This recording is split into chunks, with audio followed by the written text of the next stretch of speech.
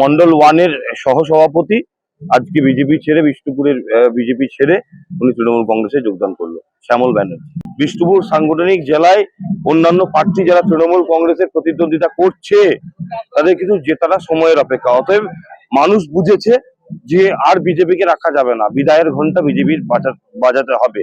তাই মানুষকে সমর্থন জানিয়ে শ্যামল বাবুদের মতো মানুষেরা বিজেপি ছেড়ে তৃণমূল কংগ্রেসে যোগদান করছে। কারণ বিজেপি থেকে মানুষের কাজ করা যাবে না, কাজ করতে গেলে তৃণমূলে আসতে হবে।